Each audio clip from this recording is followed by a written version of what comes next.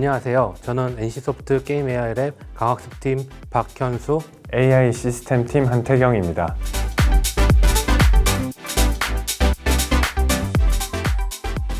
이 시간에는 저희가 강학습 AI를 응용한 거울전쟁 콘텐츠를 준비하면서 경험한 어려운 점과 해결 방법을 공유하려고 합니다.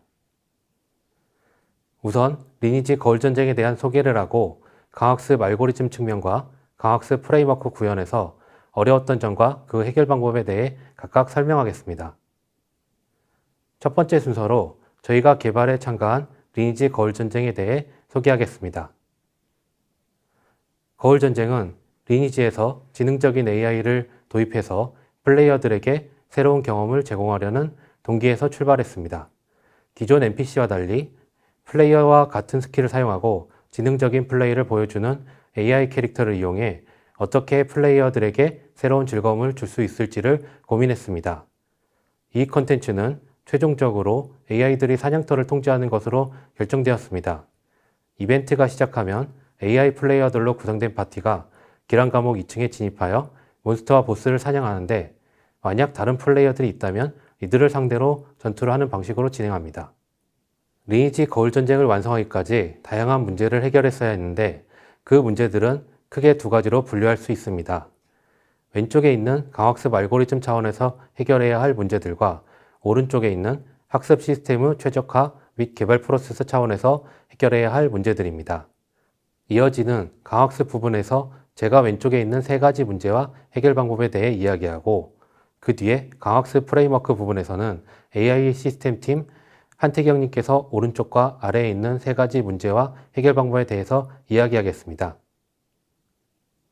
강학습 알고리즘 부분에서는 계층형 의사결정 구조, 고수준 액션 사용, 그리고 에이전트 행동 조정 세 가지 주제에 대해서 이야기하겠습니다. 우선 처음에 살펴볼 것은 해결해야 할 문제의 규모입니다. 전체 게임의 상태는 캐릭터들의 조합과 개별 캐릭터의 상태로 구성되어 있습니다. 리니지에서 한 명의 캐릭터는 100가지 이상의 다양한 능력치로 구성되어 있는데 캐릭터 클래스 10가지와 캐릭터 레벨 9가지로만 구분해도 90가지 경우의 수가 생기고 한 팀이 최소 8명으로 구성되어 있다고 가정해도 이들 조합만으로 모두 나열하기 어려운 큰 게임 상태를 가질 수 있게 됩니다. 게다가 이 환경은 모든 캐릭터들의 액션 조합에 따라 게임 상태가 바뀌는 멀티 에이전트 환경으로 볼 수 있는데 각 캐릭터마다 보통 10가지 이상 액션을 사용 가능하므로 상태 액션 공간의 규모가 매우 큽니다. 따라서 강학습을 하기 위해 많은 자원이 필요하다는 것을 예상할 수 있습니다. 다음으로 살펴볼 것은 지형과 관련된 복잡성입니다. 이 환경에서 강학습을 할 때 제일 먼저 겪는 어려움 중 하나는 적을 찾아 이동하는 장거리 이동 학습이 어렵다는 점입니다. 이것은 강학습에서 해결하기 어려운 전형적인 탐색 문제에 해당합니다. 게다가 여기서는 적을 찾아가서 공격해서 보상을 받아야 하는데 거꾸로 공격을 받아 페널티를 받기 쉬워서 일반적인 강학습 기법으로는 매우 학습이 어렵습니다. 추가로 기란 감옥에서는 좁은 길목을 활용해서 소수로 다수의 적을 상대해야 하는 전략적인 의사결정이 필요한 경우가 있는데 이것 역시 일반적인 강학습만으로 학습이 어렵습니다. 앞서 언급한 복잡한 게임 상태와 지형 문제를 해결하기 위해 저희는 계층형 의사결정 구조를 사용했습니다. AI가 다음에 이동해야 할 목표를 결정해주는 상위 수준의 배치 폴리시와 실제로 이동 액션이나 스킬을 사용하는 하위 수준 전투 폴리시로 나눴습니다. 배치 폴리시는 전투 폴리시가 직접 하기 어려운 장거리 이동을 다루기 위해 도입되었습니다. 초기에는 배치 폴리시에도 강학습을 적용한 HRL을 시도했지만 당장 저희 상황에서 적용이 어렵다고 판단되어 전통적인 AI 기술인 효용함수나 탐색 기법을 사용했습니다. 배치 폴리시는 4스텝마다 전투 폴리시에게 이동해야 할 위치를 알려주고 전투 폴리시가 이동 액션으로 위치에 도착하면 보상을 받는 식으로 작동합니다. 따라서 전투 폴리시 입장에서는 배치 폴리시는 일종의 환경으로 작동합니다. 전투 폴리시 인공신경망 구조는 오픈AI5와 비슷하게 구성했습니다. 오픈AI가 해결한 문제인 도타가 저희 문제와 가장 비슷하다고 판단해서 참고했습니다. 배치 폴리시의 출력은 전투 폴리시의 입력 중 하나로 사용됩니다. 전투 폴리시가 이것을 의사결정에 참고할 수 있지만 스스로 판단에 따라 때로는 이것을 무시하고 이동보다 더 중요한 다른 액션을 할 수 있습니다. 기란 감옥 2층은 이 그림처럼 중앙에 큰 공간이 있고 여러 작은 방들과 좁은 복도들로 구성되어 있습니다. 가로 96, 세로 96 크기의 타일 맵으로 표현할 수 있고 이동 가능한 타일은 5050개입니다. 이 정도 크기의 지형에서 강학습으로 이동과 전투를 모두 학습하는 것은 어려운 일이지만 이동과 관련된 작업을 고전 AI 기술로 처리하기에는 어렵지 않습니다. 이후 진행할 영향력 계산, 경로 탐색 등 작업에서 가장 기초가 되는 데이터는 임의의 두 점 사이의 거리입니다. 프로젝트 범위가 기란 감옥 2층뿐이므로 계산 효율성을 위해 모든 5050개 점에서 다른 5050개 점까지 모든 점대점 거리를 미리 계산을 해두고 런타임에서 이를 참조했습니다.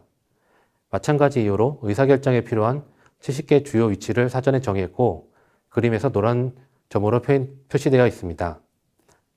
런타임에서는 지형 분석기가 데이터 파일로 저장된 지형 정보를 참조해서 거리 계산, 경로 탐색 작업을 수행합니다. 배치 폴리시의 다음 작업은 주요 위치 70개에서 적과 아군의 영향력을 계산하는 것입니다. 적과 아군 캐릭터의 레벨, 그리고 이들과 주요 위치 사이의 거리를 고려해서 해당 지역의 위협도, 안전도 등의 값을 계산할 수 있습니다. 그리고 유사한 방식으로 게임 승률을 예측할 수도 있습니다. 아래 그림 1의 예를 보면 A로 표시된 아군 셋이 왼쪽에서 두 번째 위치에 배치되어 있고 2로 표시된 적은 네 번째 위치에 하나가 배치되어 있습니다. 직관적으로 적에게서 가장 가까운 네 번째 위치는 위협도가 가장 높고 거리가 멀면 위협도가 낮아진다고 판단할 수 있습니다. 그리고 거리를 완전히 배제하면 아군의 숫자가 더 많으므로 아군의 승률이 더 높을 것으로 판단할 수 있습니다. 이런 직관과 게임에 관한 지식을 이용해서 각종 효용 함수를 설계했습니다. 그 다음 할 일은 현재 게임 상태를 평가해서 AI를 어떤 위치로 이동해야 하는지 결정하는 것입니다. 기본 아이디어는 우리 편이 더 강하면 적이 있는 곳으로, 우리 편이 약하면 적이 없는 곳으로 목표 위치를 결정하는 것입니다. 앞 단계에서 계산한 예상 승률이 높으면 공격으로, 승률이 낮으면 방어로 전략을 결정합니다. 현재 전략과 주요 위치의 위협도, 안전도 등의 영향력에 따라 최종 목표 위치를 결정합니다. 예제에서는 공격 전략일 때는 위협도가 높은 위치로, 방어 전략일 때는 위협도가 낮은 위치로 목표 위치를 결정하는 것을 보여줍니다. 목표 위치가 결정되고 나면 현재 위치에서 목표 위치까지 이동 경로를 탐색합니다. 사전에 정의된 주요 위치 70개로 만들어진 그래프 위에서 A스타를 사용해서 이동 경로를 찾아내고 이동 경로의 첫 번째 위치를 다음에 이동해야 할 목표로 출력합니다. 전투 폴리시가 이동 관련된 보상을 받으려면 이 위치로 이동해야 합니다. 초기에는 AI가 주변 지역을 타일 단위로 이동할 수 있도록 주변 47개 타일을 목표로 하는 이동 액션을 사용했습니다. 이 방식은 AI의 액션을 제한하지 않는다는 장점이 있지만 빠른 학습이 어려웠습니다. 이 문제를 개선하기 위해 고수준 액션을 도입했습니다. 특정 적 또는 아군에게 접근, 같은 직관적인 이동 액션뿐 아니라 배치 폴리시에서 계산한 위협도, 안전도 값을 이용하면 뒤로 물러나기, 안전한 지역으로 후퇴하기 등 추상적인 이동 액션도 구현할 수 있었습니다. 그리고 원래 목적대로 일주일 안에 빠른 학습이 가능했습니다. 지금까지는 복잡한 게임 상태와 지형으로 인한 문제, 그리고 해결 방법에 대해 살펴봤습니다. 다음으로는 서비스를 완성하기 위해 중요한 부분인 기획자의 의도를 AI의 행동에 반영하는 방법에 대해 살펴보겠습니다. 콘텐츠의 목적이 플레이어와 유사한 AI 캐릭터들을 플레이어들에게 경험시켜주는 것이므로 AI는 기본적으로 일반 플레이어와 유사하게 행동해야 합니다. 하지만 특정 상황에서 기획자의 의도대로 행동을 바꿔야만 했습니다. 그리고 강학습 AI는 보상을 최대화하기 위해 행동할 뿐 플레이어들처럼 보이지 않는 부자연스러운 행동을 할 수도 있으므로 이를 막아야 했습니다. 의도대로 AI 행동을 조정하기 위해 보상을 조정하는 방법과 특정 조건에서는 액션을 제한하는 방법을 선택했습니다. 이 방법들은 문제점도 있지만 경험적으로 아직 이 방법보다 실용적인 방법은 찾지 못했습니다. 기본적으로 팀 플레이를 장려하기 위해 개인 보상에 팀 보상을 추가하는 식으로 보상을 설계했습니다. 대략적인 보상 테이블은 오른쪽과 같습니다. 가장 기획자가 많이 지적한 사항들은 AI의 행동이 플레이어들처럼 보이지 않는다는 점이었습니다. AI가 아무런 행동을 하지 않거나 뭉쳐다니지 않는 등 지적을 받으면 이것을 개선하기 위해 보상을 추가하거나 조정했습니다. 그 외 게임의 재미를 위해 AI의 행동을 조정할 필요도 있었습니다. AI가 공격적으로 플레이하는 것이 더 재미있을 것이란 지적에 따라 공격적으로 게임을 플레이하도록 페널티를 추가했고, 콘텐츠 후반부에 AI가 계속 도망다니는 것을 막기 위해 후퇴 관련 액션을 사용 불가능하게 막기도 했습니다. 지금까지는 거울전쟁 콘텐츠를 구현하면서 겪은 어려움과 그것을 어떻게 해결했는지를 소개했습니다. 여기서부터는 저희가 사용한 방법들의 한계와 향후 개선 방향에 대해 이야기하려고 합니다. 저희는 복잡한 게임 상태와 지형을 다루기 위해 계층형 의사결정 구조와 전통 AI 기술을 사용했습니다. 계층형 의사결정 구조를 이용해서 문제를 나누고 고수준 액션과 효용함수 등을 사용해서 강학습으로 어려운 부분을 해결했습니다. 그러나 전통 AI 기술로 구현한 부분들은 개발이 진행되고 새로운 요구사항이 발생하면 유지보수 난이도가 크게 올라가는 문제가 있습니다. 몇 가지 부분만 살펴봐도 개발 초기에는 단순했던 요구사항이 개발 후기에는 점점 구체적이고 복잡해지는 것을 볼 수 있습니다. 이 문제를 해결하기 위해 향후에는 전통 AI 기술로 구현한 상위 폴리시에 강학습을 적용한 HRL 구조를 사용하려고 계획하고 있습니다. HRL이 이런 문제를 해결하기 위한 대표적인 접근 방법이지만, 많은 기존 연구 중에 저희 문제에 직접 적용할 만한 방법이 많지 않아 많은 실험이 필요할 것으로 보고 있습니다. 또한 저희는 이번 프로젝트에서 기획자의 의도대로 AI의 행동을 바꾸기 위해 보상함수를 조정하고 액션을 제한하는 조치를 취했습니다. 이 방법은 오랫동안 검증된 방법이고 대체로 잘 작동하지만 몇 가지 한계를 가집니다. 첫째, 기획자가 수정하고자 하는 것이 있을 때마다 재학습이 필요하므로 기획자가 다양한 실험을 해보기 어렵습니다. 둘째, 일반적인 심층 강학습 알고리즘은 특정 보상이 강화하는 방향으로 학습되기 쉽기 때문에 보상 가중치를 미세하게 변경해도 행동을 미세하게 변경하기 어렵습니다. 오른쪽 그림처럼 보상 가중치를 변경해도 실제 얻는 보상은 선형적으로 증가하지 않습니다. 때문에 미세하게 AI의 행동을 조정하기 어렵습니다. 첫째 문제를 해결하기 위해서 기획자가 AI의 행동을 조절하며 실험을 해볼 수 있는 도구가 필요합니다. 아직 어떤 형태의 도구가 필요한지 불확실하지만 재학습 없이 기획자가 AI의 행동을 조절할 수 있는 방법이 있다면 현재보다 쉽게 다양한 실험을 해보고 콘텐츠를 설계할 수 있을 겁니다. 이런 도구의 형태는 크게 두 가지로 생각해 볼 수 있습니다. 첫 번째 방식은 원하는 행동 양식을 입력으로 주면 그에 맞춰 행동을 할 수 있는 폴리시를 사용하는 것이고, 두 번째 방식은 독특한 행동 양식을 가진 여러 폴리시를 사용하는 방법입니다. 각각 콜 컨디션드 RL, 멀티태스크 RL, 멀티 오브젝티브 RL 등 여러 분야를 참고할 수 있는데, 저희 문제와 딱 들어맞는 기존 연구가 적고 많은 학습 시간이 필요한 문제가 있습니다. 지금까지 왼쪽의 강학습 알고리즘 측면에서 어려웠던 점과 해결 방법에 대해 살펴봤습니다. 다음은 AI 시스템 팀의 한태경 님이 강학습 프레임워크에 대해 발표하시겠습니다. 안녕하세요. AI 시스템 팀 한태경입니다. 효율적이고 안정적인 학습과 라이브 서비스를 위한 강학습 프레임워크에 대해 설명해 드리겠습니다. 먼저 시뮬레이터에 대해서 알아보겠습니다. 시뮬레이터는 강학습 기본 개념에 입각해 게임 환경에서 관찰한 정보를 바탕으로 에이전트의 추론을 통해 행동하는 방식으로 구현했습니다. 자세히 살펴보면 워커라는 에이전트가 리니지 서버인 게임 환경을 통해 피처를 관찰하고 학습된 모델의 추론으로 전략을 도출합니다. 랭커 유저의 스펙을 가진 NPC를 AI 플레이어 캐릭터, 줄여서 APC라고 하는데, 앞서 도출된 전략이 각 APC들이 어떤 행동을 해야 하는지를 결정합니다. 결정된 각 APC들의 행동들을 매 정해진 시간마다 게임 서버로 전달합니다. 저희 시스템 팀에서는 워커가 게임 환경으로부터 관찰과 행동을 효율적이고 안정적으로 할 수 있도록 AI 프레임워크를 만들었습니다. AI 프레임워크는 워커 사이드인 리니지 엠브 패키지와 게임 환경 사이드인 AI 시스템 라이브러리로 이루어져 있습니다. AI 프레임워크는 크게 5가지 역할을 합니다. 첫 번째로 던전 생성, 캐릭터 생성 등 학습 환경 조성에 필요한 API를 제공합니다. 또 APC에게 명령을 내려 조정하거나 APC 명령을 수행한 결과를 리턴받을 수 있는 API를 제공합니다. 관찰한 피처를 압축, 캐싱 등을 통해 효율적으로 관리하는 기능을 제공하고, 다량의 패킷을 송수신할 수 있는 네트워크 구조와 로깅 기능을 제공합니다. 마지막으로 워커, 게임 오브젝트들의 상태 기록과 통계를 통해 실시간으로 모니터링할 수 있는 기능을 제공합니다. 강학습 컨텐츠 개발은 앞서 설명한 시뮬레이터 개발, 학습을 위한 시스템 구축과 모델을 학습시킨 후 학습된 모델을 바탕으로 컨텐츠 개발, 개발된 컨텐츠를 게임에 적용시키는 5가지 단계로 이루어집니다. 각 파이프라인별로 크고 작은 문제와 해결 방법이 있었는데 이번 발표에서는 그중 3가지에 대해 이야기하고자 합니다. 첫 번째 도전 과제는 게임 환경 업데이트 즉각 반영이었습니다. 저희 게임 기준으로 평균 20일 동안 약 110회의 데이터 및 코드 업데이트가 있었습니다. 온라인 게임 특성상 게임 환경이 끊임없이 변하고 변화를 빠르게 적용하지 못할 시 에이전트 성능이 저하가 발생하며 업데이트 반영에 반복적인 작업들이 많아 생산성이 저하되는 문제가 있었습니다. 시뮬레이터는 요구사항 확인 후 리니지 엠브 패키지, AI 에이전트 라이브러리를 업데이트하고 시뮬레이터를 배포하는 과정으로 업데이트가 이루어집니다.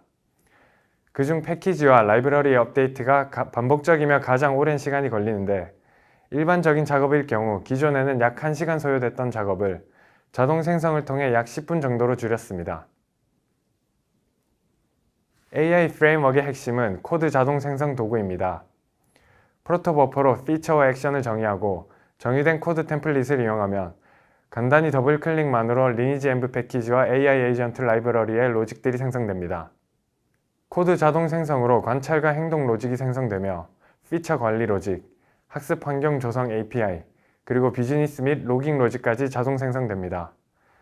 코드 자동 생성을 적용한 결과 빠른 컨텐츠 업데이트 대응이 가능해졌고 휴먼 에러를 감소시켰으며 생산성이 눈에 띄게 향상되었습니다. 다음으로 학습 환경 구축과 모델 학습 단계에서 겪었던 문제에 대해 이야기하고자 합니다. 그래프는 같은 시간을 학습했을 때 더 많은 시뮬레이션을 한 경우 더 빠르게 학습했다는 것을 보여줍니다. 이처럼 심층 강화 학습 모델은 많은 시뮬레이션과 데이터가 있을 때 더 빠르게 학습할 수 있습니다. 라이브 서비스인 만큼 컨텐츠 학습 시간을 줄이는 것도 중요한 문제였습니다. 따라서 시뮬레이션을 최대화하는 것이 저희의 두 번째 도전 과제였습니다. 저희는 시뮬레이션을 최대화하기 위해 이와 같이 학습 시스템을 구현했습니다. 워커로부터 시뮬레이션 결과를 전달받고 개선된 모델을 다시 워커로 전송해주는 러너라는 프로세스와 직접 시뮬레이션을 진행하는 수많은 워커들의 군집인 워커팜, 각 워커가 앞서 설명한 시뮬레이터 구조대로 관찰하고 행동하는 게임 환경 3단계로 구현했습니다. 빠른 학습을 위해 러너는 5초마다 각 워커의 모델을 업데이트시켰고 해당 구조에서 러너가 모델을 업데이트하는 과정에 대역폭 이상의 트래픽이 발생하는 이슈가 있었습니다. 실제로 시뮬레이션 수를 늘리고 진행사항을 모니터링하던 중 학습의 지표인 리턴 값이 정비례하지 않고 이상한 곳에 올랐다 내려갔다 하는 것을 발견했습니다. 원인을 확인해보니 네트워크 트래픽이 너무 많아 모델 업데이트는 물론 액션 패킷 요청이 딜레이 되는 문제였습니다. 보통 모델의 용량이 5MB 정도 되는데 250개의 워커만 작동하더라도 매 5초마다 10GB의 네트워크 트래픽이 발생하게 됩니다. 네트워크 트래픽 문제는 각 물리 머신당 프록시를 두는 것으로 해결했습니다. 러너가 프록시로 각 머신당 1회만 모델을 업데이트해주고 프록시가 머신 내의 워커들에게 모델을 브로드캐스트하는 구조를 통해 네트워크 트래픽을 대폭 감소시켰습니다. 다시 돌아와 이번엔 워커들이 관찰하고 행동하는 게임 환경의 병목이 생겼습니다. 싱글 서버로 학습하기엔 시뮬레이션 수가 매우 부족했습니다. 또한 학습을 위한 게임 환경 구축에는 시간, 머신 등 매우 많은 비용이 발생했습니다. 어떻게 안정적이고 빠르게 게임 환경을 확장할 수 있을지 고민했고 도커를 이용해 게임 환경을 이미지화했습니다. 윈도우 기반의 게임 서버였고 도커를 고려하지 않은 구조로 윈도우즈 컨테이너화하기 매우 까다로웠습니다. 처음엔 윈도우즈 컨테이너화에 시간이 많이 걸렸지만 컨테이너화에 성공한 이후 업데이트, 스케일 아웃, 문제 발생 시 자동 복구, 모니터링 등 여러 가지 이점이 있었습니다. 컨테이너화된 게임 환경을 인하우스 클라우드에서 가장 효율적인 게임 서버 개수만큼 생성해 시뮬레이션 최대화를 할 수 있었습니다. 세 번째 도전 과제는 이렇게 많은 시뮬레이션과 라이브 서비스 상황에서 어떻게 오류를 탐지할 것인가 였습니다. 약 1000개의 워커가 일주일 24시간 내내 학습 중이며 시뮬레이션이 많은 만큼 남기는 로그의 양도 매우 많았습니다. 해당 문제는 와처와 비주얼라이제이션 툴을 개발해 해결했습니다. 와처는 주기적으로 로그를 분석해 메신저로 알려주는 도구입니다. 비정상적인 패킷이 있는지, 피처가 있는지 확인하고 배틀 로그를 기반으로 간헐적으로 발생하는 이슈도 패턴화시켜 탐지할 수 있었습니다. 비정상적인 오류가 발생하면 어떤 머신에서 언제, 어느 빈도로 발생했는지 등 요약된 내용을 메신저로 알려주고 즉각 대응할 수 있었습니다. 또한 평균 누적 킬수, 배틀 시간, 교전 중인 최대 플레이어 등 라이브 서비스와 학습이 큰 문제 없이 잘 진행되고 있는지도 메신저로 전송된 정보를 통해 모니터링할 수 있었습니다. 비주얼라이제이션 툴은 로그를 기반으로 학습이나 라이브 서비스 상황을 시각적으로 재현해 어떤 흐름으로 문제가 발생했는지 더 확실하게 확인할 수 있게 해주는 도구입니다. 또 유저가 어떻게 대응하는지, APC들이 어떻게 싸우고 어떤 부분이 약점이라 보완해야 하는지 인사이트를 얻는 데 도움을 주는 도구입니다. 실제로 해당 툴을 이용해 유저들이 APC가 특정 지형에서 약하다는 점을 이용해 대응하는 것을 확인했고, 다음 버전에는 해당 지형에 대한 학습을 더 보완해 AI 성능을 업그레이드할 수 있었습니다. 또한 학습 중 APC가 움직이지 않는 크리티컬한 이슈가 있었는데, 해당 문제 발생 전후로 목적지와 목적지 사이에 어떤 문제가 있었는지 한눈에 확인할 수 있어서 빠르게 원인을 찾고 해결할 수 있었습니다. 지금까지 리니지의 강화학습 AI 서비스를 적용하면서 강화학습 측면에서 계층 구조와 고수준 액션을 사용해서 복잡한 문제도 해결 가능하게 되었고, 보상을 적절히 설계해 기획자의 의도를 반영하면서 인간 플레이어와 유사한 행동을 보이는 AI 학습이 가능하게 되었으며, 약 1주 안에 강화학습 과정을 마칠 수 있어 정기 업데이트가 가능하게 되었습니다. 학습 시스템 측면에서는 AI 프레임워크를 이용해 콘텐츠 개발의 생산성과 안정성을 확보했고, 윈도우즈 컨테이너를 이용해 대규모 AI 학습 환경 구축으로 학습 속도가 향상되었으며, 이슈 탐지 도구를 이용해 크리티컬 이슈 해결 및 이슈 자동 탐지가 가능하게 되었습니다. 발표 청취해주신 모든 분들께 감사드립니다. 혹시 궁금한 점 있으시면 메일로 문의 주시면 감사하겠습니다.